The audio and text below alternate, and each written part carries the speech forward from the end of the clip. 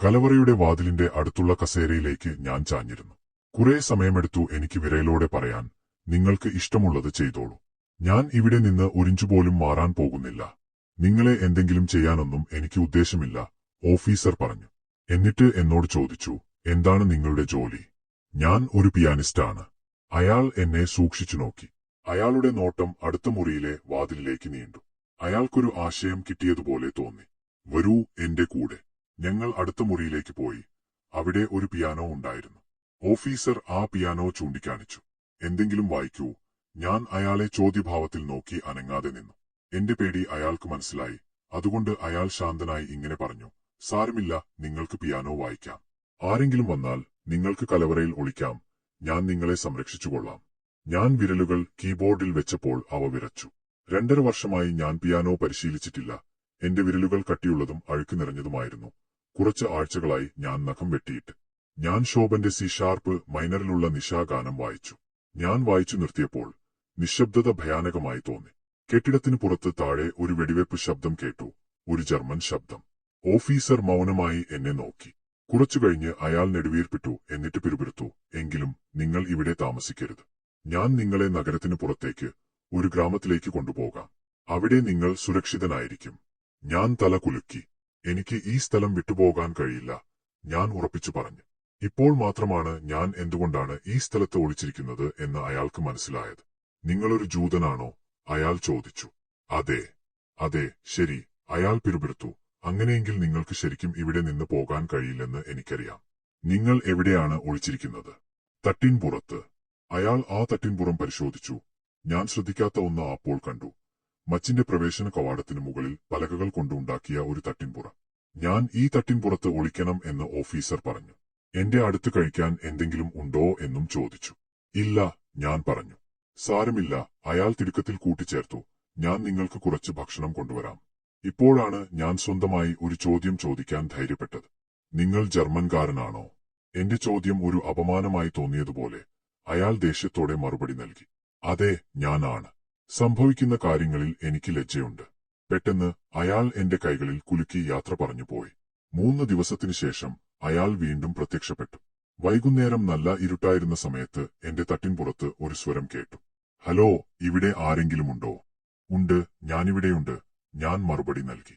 ഉടൻ തന്നെ എന്തോ കനത്തൊന്ന് എന്റെ അടുത്ത് വന്നു വീണു. കടലാസിൽ പൊതിഞ്ഞ കുറച്ച് റൊട്ടികളും പിന്നെ മൃദുവായ എന്തോ ഒന്നും. അത് പിന്നീട് ഗ്രീസ് പ്രൂഫ് പേപ്പറിൽ പൊതിഞ്ഞ ജാമാണെന്ന് മനസ്സിലായി. ഞാനത് വേഗം ഒരു വശത്തേക്ക് മാറ്റിയിട്ട് വിളിച്ചു പറഞ്ഞു, ഒന്ന് നിൽക്കൂ. ഇരുട്ടിലുള്ള ശബ്ദം ആകാംക്ഷയോടെ കേട്ടു. എന്താണ്?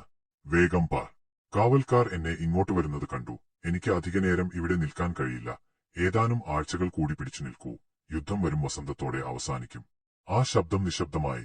ഓഫീസർ അവിടെയുണ്ടോ പോയോ എന്ന് എനിക്കറിയില്ലായിരുന്നു. എന്നാൽ പെട്ടെന്ന് അവൻ വീണ്ടും സംസാരിച്ചു. നിങ്ങൾ പിടിച്ചു നിൽക്കണം, കേട്ടോ? അവന്റെ ശബ്ദം കഠിനമായിരുന്നു, ഏതാണ്ട് ഒരു കൽപ്പന നൽകുന്നത് പോലെ. യുദ്ധം ഞങ്ങൾക്ക് നല്ല രീതിയിൽ അവസാനിക്കും എന്ന ഉറച്ച വിശ്വാസം എന്നെ ബോധ്യപ്പെടുത്തി. അപ്പോഴാണ് ആ മച്ചിന്റെ വാതിൽ അടയുന്ന ശബ്ദം ഞാൻ കേട്ടത്. വിരസമായ, നിരാശാജനകമായ ആഴ്ചകൾ കടന്നുപോയി. വെടിയൊച്ചകൾ കുറഞ്ഞുവന്നു. ഒരൊറ്റ വെടിപോലും കേൾക്കാത്ത ദിവസങ്ങളുണ്ടായി. പട്ടാളക്കാർ പടികൾ കയറിയിറങ്ങി. പലപ്പോഴും വലിയ പാക്കറ്റുകൾ മച്ചിലേക്ക് കൊണ്ടുപോവുകയും മറ്റു ചിലത് താഴേക്ക് കൊണ്ടുവരികയും ചെയ്തു. എന്നാൽ എന്റെ ഒളിയിടം വളരെ നല്ലതായിരുന്നു. ആരും തട്ടിൻപുറം തിരയുന്നതിനെക്കുറിച്ച് ചിന്തിച്ചില്ല. ഡിസംബർ 12-ന് ഓഫീസർ അവസാനമായി വന്നു. അയാൾ മുമ്പത്തേക്കാൾ വലിയ റൊട്ടിയും ചൂടുള്ള ഒരു പുതപ്പും കൊണ്ടുവന്നു. അയാൾ വാഴ്സോയിൽ ബോംലിയുവ നിന്ന് പോകുകയാണെന്നും ഞാൻ ധൈര്യം കൈവിടരുതെന്നും എന്നോട് പറഞ്ഞു. തെരുവുയുദ്ധത്തെ ഞാൻ എങ്ങനെ അതിജീവിക്കും? ഞാൻ ആകാംക്ഷയോടെ ചോദിച്ചു. നിങ്ങളും ഞാനും 5 വർഷത്തിലേറെയായി ഈ നരകത്തെ അതിജീവിച്ചെങ്കിൽ നിങ്ങൾക്ക് അത് സാധിക്കും, അവൻ മറുപടി നൽകി. നമ്മൾ ജീവിക്കുക എന്നത് ദൈവഹിതമാണ്. ഞങ്ങൾ യാത്ര പറഞ്ഞിറങ്ങാൻ നേരം എന്റെ മനസ്സിലൊരു ആശയം ഉദിച്ചു. അവനോട് എങ്ങനെ നന്ദി പറയണമെന്ന് ഞാൻ ഒരുപാട് കാലമായി ആലോചിക്കുന്നുണ്ടായിരുന്നു. കേൾക്കൂ, ഞാൻ അവന്റെ കൈയിൽ പിടിച്ച് ആവേശത്തോടെ സംസാരിക്കാൻ തുടങ്ങി. ഞാൻ എന്റെ പേര് നിങ്ങളോട് ഇതുവരെ പറഞ്ഞിട്ടില്ല. നിങ്ങൾ എന്നോട് ചോദിച്ചില്ല. പക്ഷേ നിങ്ങൾ അത് ഓർക്കണം. എന്തൊക്കെ സംഭവിക്കാനിരിക്കുന്നു എന്ന് ആർക്കറിയാം? നിങ്ങൾക്ക് വീട്ടിലേക്ക് ഒരുപാട് ദൂരമുണ്ട്. ഞാൻ അതിജീവിച്ചാൽ തീർച്ചയായും ഞാൻ പോളിഷ് റേഡിയോയിൽ വീണ്ടും ജോലി ചെയ്യും. ഞാൻ യുദ്ധത്തിനു മുമ്പ് അവിടെ ഉണ്ടായിരുന്നു. നിങ്ങൾക്ക് എന്തെങ്കിലും സംഭവിച്ചാൽ എനിക്ക് നിങ്ങളെ സഹായിക്കാൻ കഴിയും. എന്റെ പേര് ഓർക്കുക, സ്പിൽമാൻ, പോളിഷ് റേഡിയോ. അവൻ പതിവുപോലെ പകുതി നാണത്തോടെയും പരിഭ്രമത്തോടെയും പുഞ്ചിരിച്ചു. പക്ഷേ എന്റെ നിഷ്കളങ്കമായ ആഗ്രഹം അവൻ സന്തോഷം നൽകി എന്ന് എനിക്ക് തോന്നി. ഡിസംബർ പകുതിയോടെ കഠിനമായ തണുപ്പ് തുടങ്ങി. ക്രിസ്മസ് വന്നു. തുടർന്ന് 1945 പുതുവർഷം. യുദ്ധത്തിന്റെ 6ാമത്തെ ക്രിസ്മസും പുതുവത്സരാഘോഷവും. എനിക്കറിയാവുന്നതിൽ ഏറ്റവും മോശം. കൊടുങ്കാറ്റടിക്കുന്ന ശബ്ദം കേട്ട് ഞാൻ ഇരുട്ടിൽ കിടന്നു. തട്ടിൻപുറത്ത് അങ്ങോട്ടും ഇങ്ങോട്ടും ഓടുന്ന എലികളുടെയും ചുണ്ടലികളുടെയും ഞെരുങ്ങലും കിരുകിരുപ്പും ഞാൻ കേട്ടു. എന്റെ മനസ്സിൽ യുദ്ധത്തിനു മുമ്പും ശേഷവുമുള്ള എല്ലാ ക്രിസ്മസും ഞാൻ ഓർത്തു. ആദ്യം എനിക്ക് ഒരു വീടുണ്ടായിരുന്നു, മാതാപിതാക്കൾ, 2 സഹോദരിമാരും ഒരു സഹോദരനും. പിന്നീട് ഞങ്ങൾക്ക് സ്വന്തമായി വീടില്ലാതായി. പക്ഷേ ഞങ്ങൾ ഒരുമിച്ചുണ്ടായിരുന്നു. പിന്നീട് ഞാൻ ഒറ്റക്കായിരുന്നു, പക്ഷേ മറ്റ് ആളുകളാൽ ചുറ്റപ്പെട്ടിരിക്കുന്നു. ഇപ്പോൾ ഇതാ, ലോകത്തിലെ മറ്റാരെക്കാളും ഞാൻ ഒറ്റയ്ക്കാണെന്ന് ഞാൻ കരുതുന്നു. എനിക്ക് ജീവിക്കണമെങ്കിൽ ഞാൻ ഒറ്റയ്ക്ക് ആയിരിക്കണമായിരുന്നു. ജനുവരി 14 കെട്ടിടത്തിലും പുറത്തെ തെരുവിലും അസാധാരണമായ ശബ്ദങ്ങൾ കേട്ട് ഞാൻ ഉണർന്നു. പട്ടാളക്കാർ പടികൾ കയറിയിറങ്ങി. പരിഭ്രാന്തമായ ശബ്ദങ്ങൾ കേട്ടു. ജനുവരി 15 അതിരാവിലെ നിശബ്ദമായ മുന്നണിയിൽ നിന്ന് വെടിയൊച്ചകൾ കേട്ടു. നിരന്തരമായ ഇടിയുടെ ശബ്ദത്തിൽ കെട്ടിടത്തിന്റെ തറയും ഭിത്തികളും കുലുങ്ങി. 3 മണിക്കൂറിന് ശേഷം കനത്ത വെടിവെപ്പ് വീണ്ടും നിലച്ചു. പക്ഷേ ഞാൻ എന്നത്തെയും പോലെ പരിഭ്രാന്തനായിരുന്നു. ഏത് നിമിഷവും തെരുവുയുദ്ധം ആരംഭിക്കാം, ഞാൻ കൊല്ലപ്പെടാം. രാത്രി സമാധാനപരമായി കടന്നുപോയി. ഏകദേശം 1 മണിയോടെ ബാക്കിയുള്ള ജർമ്മൻ സൈനികരും കെട്ടിടം വിട്ടുപോയി. നിശബ്ദത തളം കെട്ടി നിന്നു. കെട്ടിടത്തിന് പുറത്ത് കാവൽക്കാരുടെ കാൽപ്പെരുമാറ്റം പോലും കേൾക്കാനില്ലായിരുന്നു. അടുത്ത ദിവസത്തെ പുലർച്ചെ വരെ ആ നിശബ്ദത ലംഘിക്കപ്പെട്ടില്ല. പിന്നീട് ഉറക്കെ മുഴങ്ങുന്ന ഒരു ശബ്ദം ഞാൻ കേട്ടു. അത് ഞാൻ ഒട്ടും പ്രതീക്ഷിക്കാത്തതായിരുന്നു. എവിടെയോ അടുത്തായി സ്ഥാപിച്ചിട്ടുള്ള റേഡിയോ ലൗഡ് സ്പീക്കറുകളിൽ ജർമ്മനിയുടെ പരാജയത്തെക്കുറിച്ചും വാഴ്സോയുടെ വിമോചനത്തെക്കുറിച്ചും പോളിഷ് ഭാഷയിൽ പ്രഖ്യാപനങ്ങൾ കേൾക്കുന്നു. ജർമ്മൻ സൈന്യം ഒരു പോരാട്ടവുമില്ലാതെ പിൻവാങ്ങി. വെളിച്ചം വീണ ഉടൻ തന്നെ ഞാൻ എന്റെ ആദ്യ യാത്രയ്ക്ക് വേണ്ടി തയ്യാറെടുത്തു. തണുപ്പിൽ നിന്ന് രക്ഷിക്കാൻ എന്റെ ഓഫീസർ എനിക്കൊരു ജർമ്മൻ സൈനിക ഓവർകോട്ട് നൽകി. ഞാൻ അത് ഇട്ടുകഴിഞ്ഞപ്പോൾ വീണ്ടും കാവൽക്കാരുടെ താളാത്മകമായ കാൽപ്പെരുമാറ്റം കേട്ടു. സോവിയറ്റ് പോളിഷ് സൈന്യം പിൻവാങ്ങിയോ?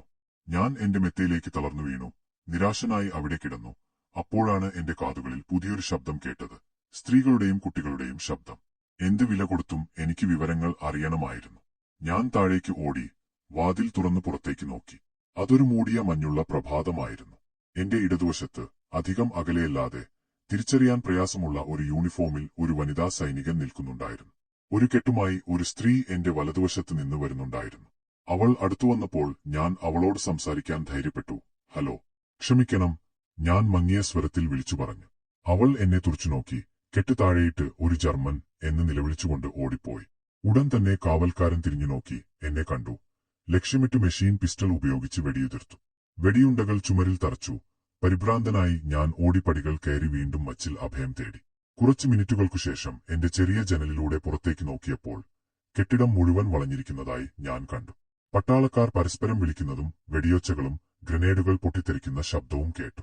ഇത്തവണ എന്റെ അവസ്ഥ പരിഹാസ്യമായിരുന്നു. സ്വതന്ത്ര വാഴ്സോയിൽ സ്വാതന്ത്ര്യത്തിന്റെ തൊട്ടരികിൽ പോളിഷ് പട്ടാളക്കാരുടെ വെടിയേറ്റ് ഞാൻ മരിക്കാൻ പോകുകയാണോ? പരിഭ്രാന്തിയോടെ ഒരു ജർമ്മൻകാരനായി ഒളിച്ചിരിക്കുന്ന എന്നെ അടുത്ത ലോകത്തേക്ക് അയക്കുന്നതിനു മുമ്പ് ഞാൻ ഒരു പോളണ്ടുകാരനാണെന്ന് അവരെ എങ്ങനെ ബോധ്യപ്പെടുത്താമെന്ന് ഞാൻ ചിന്തിക്കാൻ തുടങ്ങി. ഞാൻ താഴേക്ക് ഇറങ്ങാൻ തുടങ്ങി. വെടിവെക്കരുത്, ഞാൻ പോളിഷുകാരനാണ് എന്ന് ഉറക്കെ വിളിച്ചു പറഞ്ഞു. ഉടൻ തന്നെ വേഗത്തിലുള്ള കാൽപ്പെരുമാറ്റം കേട്ടു. പോളിഷ് യൂണിഫോമിൽ തൊപ്പിയിൽ പരുന്ത് ചിഹ്നമുള്ള ഒരു യുവ ഓഫീസറെ ഞാൻ കണ്ടു. അയാൾ ഒരു തോക്ക് ചൂണ്ടി എന്നോട് ആക്രോശിച്ചു. കൈകൾ ഉയർത്തു. ഞാൻ വീണ്ടും നിലവിളിച്ചു, വെടിവെക്കരുത്, ഞാൻ പോളിഷുകാരനാണ്. ലഫ്റ്റനന്റ് രോഷാകുലനായി. പിന്നെ എന്താണ് നിങ്ങൾ താഴേക്ക് വരാത്തത്? അവൻ അലറി. ജർമ്മൻ കോട്ടിട്ട് നിൽക്കുന്നത് എന്തിനാണ്? പട്ടാളക്കാർ എന്നെ സൂക്ഷ്മമായി നിരീക്ഷിച്ചതിനു ശേഷമാണ് ഞാൻ ജർമ്മൻകാരനല്ലെന്ന് അവർ വിശ്വസിച്ചത്. എന്നിട്ട് അവർ എന്നെ അവരുടെ ആസ്ഥാനത്തേക്ക് കൊണ്ടുപോകാൻ തീരുമാനിച്ചു. അവിടെ പോയി കുളിച്ചു ഭക്ഷണം കഴിച്ചു. 2 ആഴ്ചയ്ക്ക് ശേഷം, സൈന്യം നന്നായി പരിചരിച്ചതിനു ശേഷം, ഏകദേശം 6 വർഷത്തിനിടെ ആദ്യമായി ഞാൻ ഭയമില്ലാതെ വാഴ്സോയുടെ തെരുവുകളിലൂടെ നടന്നു, ഒരു സ്വതന്ത്ര മനുഷ്യനായി. അവിടെ 1,00,000-ത്തോളം ജൂതന്മാർ കൊല്ലപ്പെട്ട നഗരത്തിന്റെ വടക്കു ഭാഗത്തേക്ക് ഞാൻ നോക്കി. അവിടെ ഒന്നും അവശേഷിച്ചിരുന്നില്ല. നാളെ പുതിയൊരു ജീവിതം ആരംഭിക്കണം. എന്റെ പിന്നിൽ മരണമല്ലാതെ മറ്റൊന്നുമില്ല. ഞാൻ എന്റെ വഴിക്ക് പോയി.